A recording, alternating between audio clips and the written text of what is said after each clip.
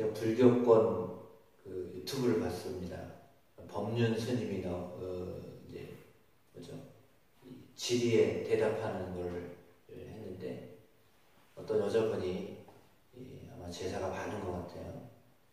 그분이 법륜 스님한테 질문을 했습니다.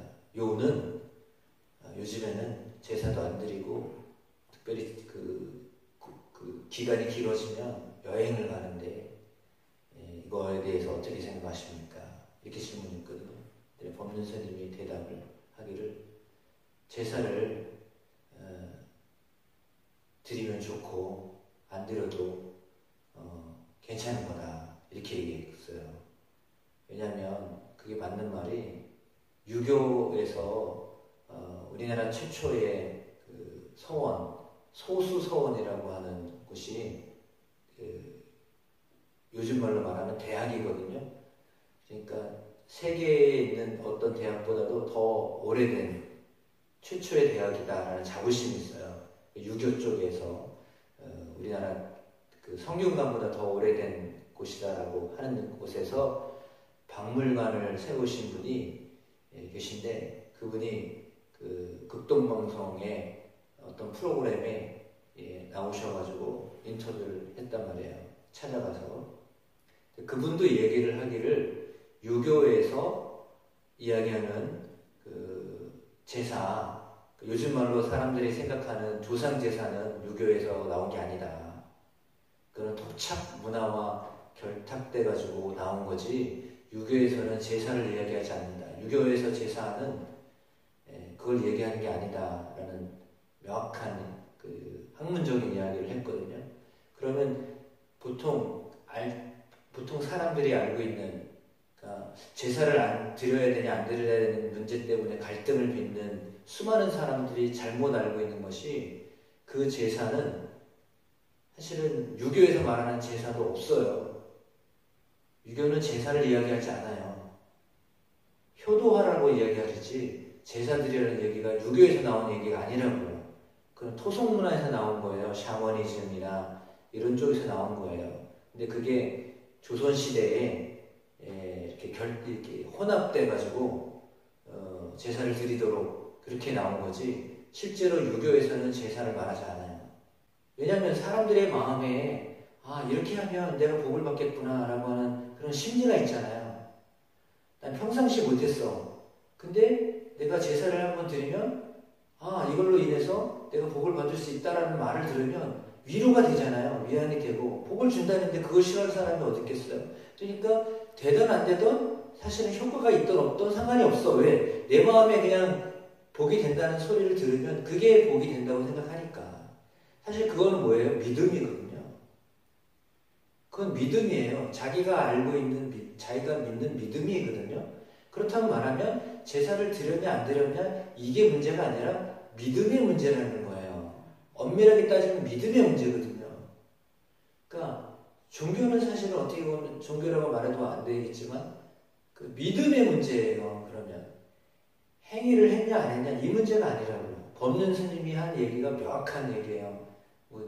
아침 새벽부터 막 다른 스님 얘기를 해서 죄송한데 왜냐하면 그 종교에서 정확하게 알고 있는 지식을 가지고 있는 분들이 이야기하는 것도 제사가 해도 되고 안 해도 된다라고 하는 건데 그것도 잘 모르는 사람들이 제사를 안 드리면 마치 효도를 안 하는 것처럼 생각하는 게 잘못된 거라는 걸 말씀드리려고 하는 거예요. 그러니까 제사는 해도 되고 안 해도 되는 거예요. 왜요? 그 본인들이 알지 못하면서도 거기에 매여가지고 그런 사실은 말씀드렸지만 제사는 귀신한테 하는 거지 조상에게 할 수 있는 게 아니거든요. 효도는 살아있을 때 하는 거지 죽은 다음에 효도를 어떻게 할 수 있겠어요? 그 유교에서 이야기하는 거예요. 그게.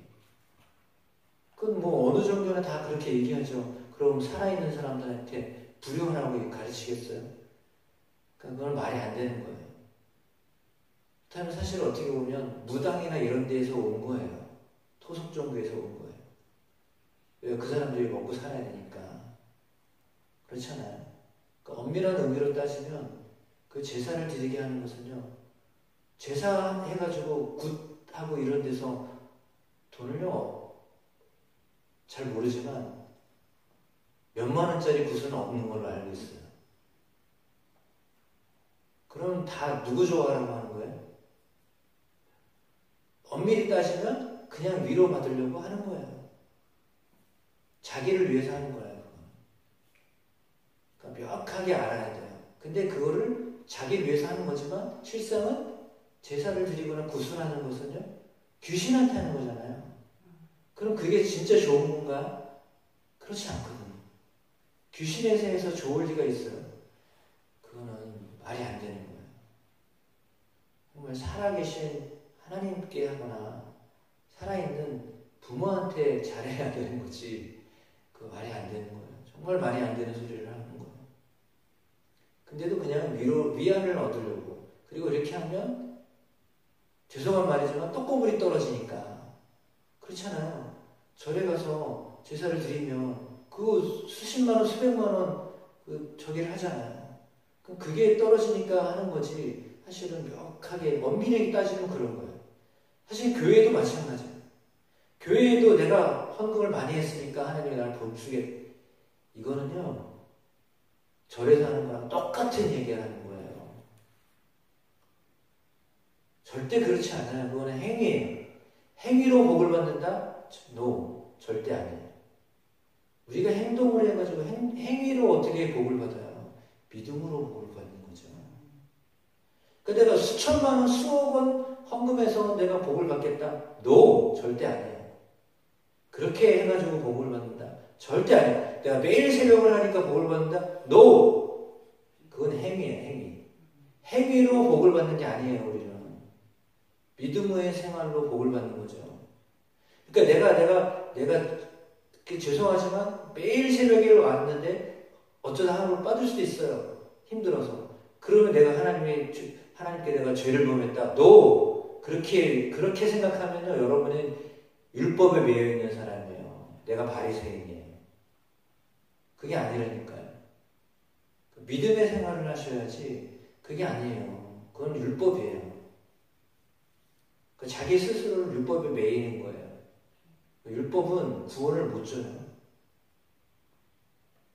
주일날도 제가 말씀드렸잖아요. 기준이 그렇게 하면 안 된다니까요.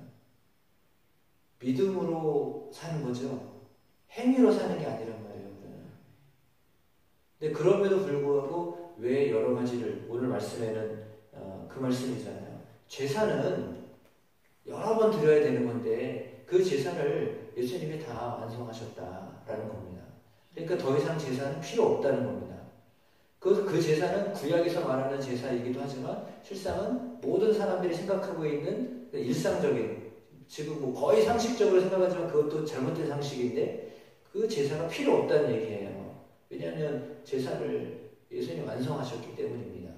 그렇다면 예수님을 믿는 것이 제사를 완성한 거이기 때문에 더 이상의 제사가 필요 없는 겁니다. 근데 교회에서도 어쩌면 어떤 분들은 그렇게 가르쳐요. 부흥회 와가지고 부흥회 가서도 죄 지었으니까 그거에 대한 제물을 드려라, 예물을 드려라.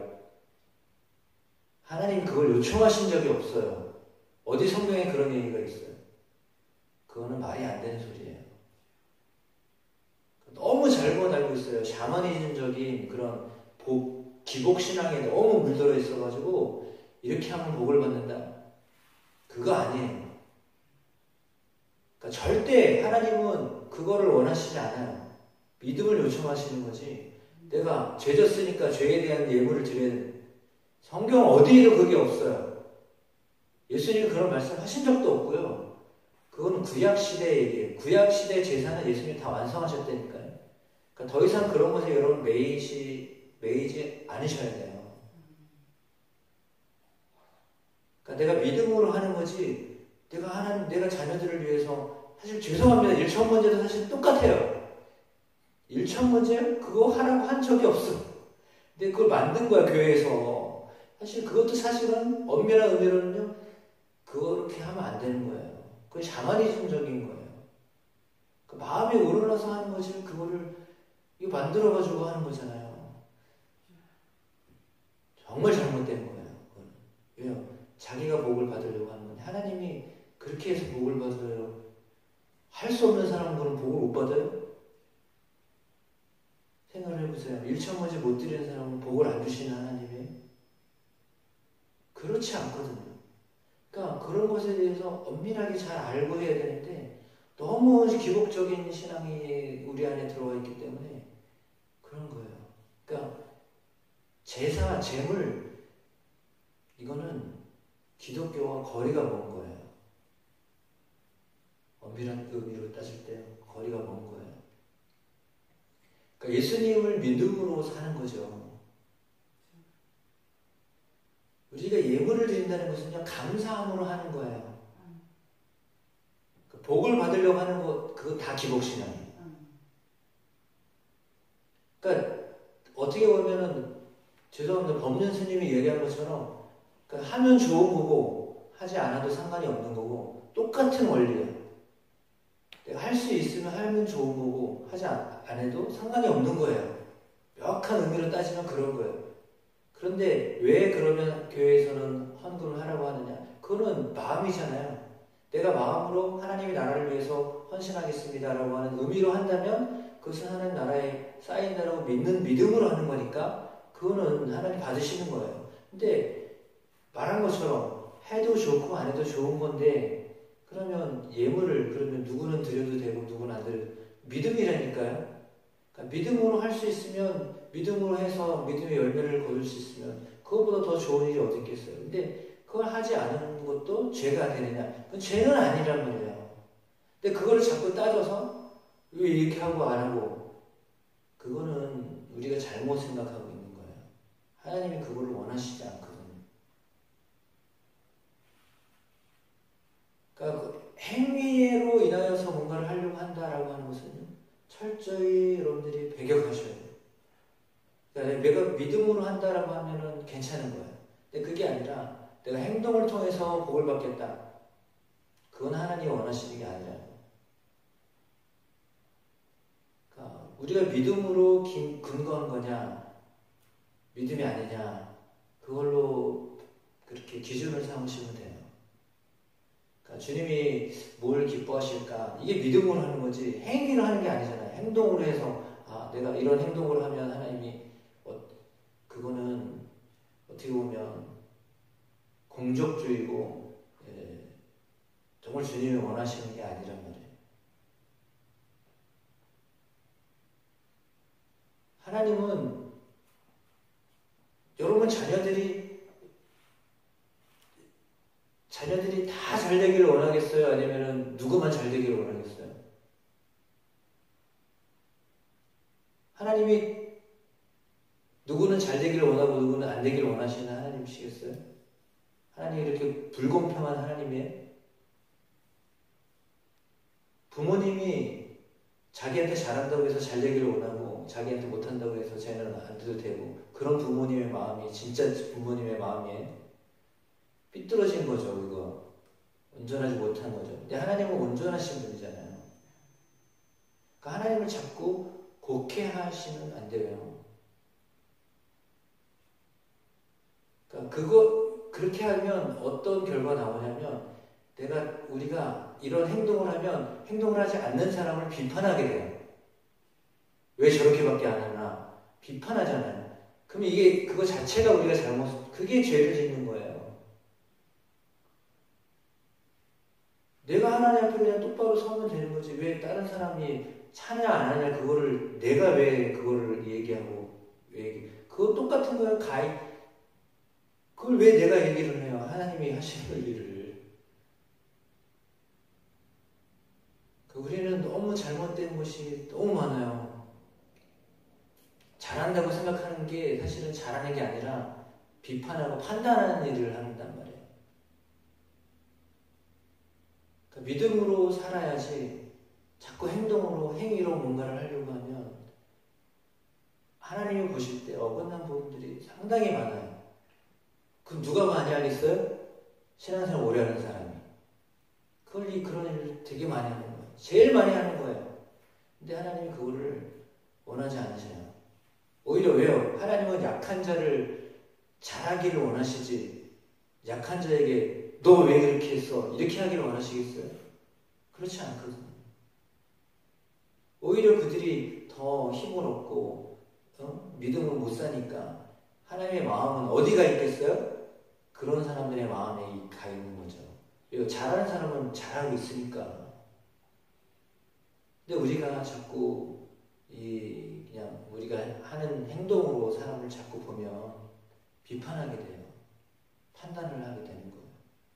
그건 하나님이 원하시는 게 아니에요. 그래서 온전히 믿음으로, 정말 믿음으로, 그래서 믿음으로 사는 사람은 말씀처럼 소망을 보고 사는 거고, 그리고 우리를 다 씻으신 주님을 의지하면서 사는 거지, 온전한 믿음으로 사는 겁니다. 그래서 주님을 믿음으로 사는 것입니다.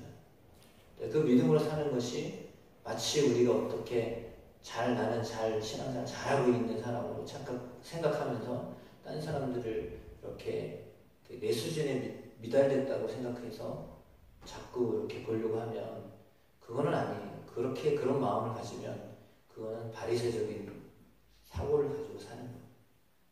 주님이 그걸 원하시지 않아요. 그래서 오늘 말씀에도 나와 있는 것처럼 죄사함은 제사로 되는 게 아니에요. 제사를 드림으로 죄사함을 받는 게 아니라고 히브리서는 말하잖아요.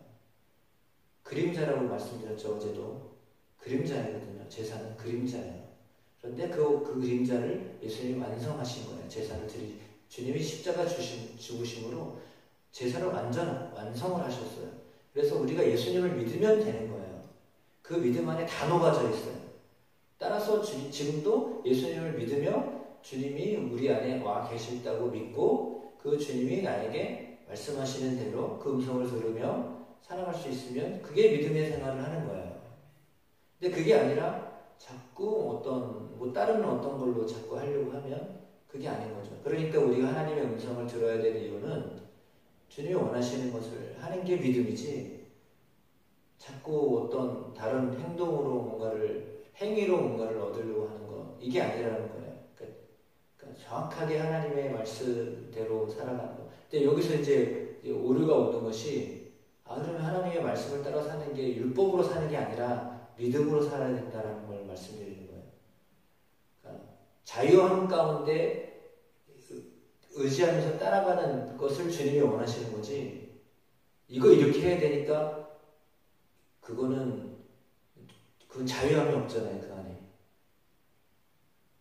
진리는 우리를 자유케 하는 거지, 그 자유함으로 해야죠. 그거를 매여서 하는 걸 주님이 원하시는 게 아니거든요. 내가 자원함으로 하는 것을 원하시는 거지. 근데 그거는 은혜를 받으면 그렇게 하게 되어 있잖아요. 그러니까 은혜를 모르니까 하려니까 어렵고, 그러니까 아예 할 생각도 안 하고 그러는 거죠. 근데 그거는 아직 그 은혜 안에 안 들어가 있기 때문에 모르는 거예요. 그거는 말해봐야 정말 이게 소통이 안 되기 때문에 말할 수가 없어요. 그러면 그냥 기다려야 돼요. 기다려야 돼요. 은혜를 받을 때까지 기다릴 수밖에 없어요. 그러니까 주님의 은혜가, 그래서 주님의 은혜로 사는 겁니다. 우리는 주님의 은혜로 사시기를 축복합니다. 믿음으로 사는 거고 은혜로 사는 거예요. 그러시면 그 안에 자유함이 있어요. 주님이 너무 엄격한 분으로만 생각하지 마시고 이렇게 은혜 가운데 사시는 여러분 되기를 주의 이름으로 축복합니다.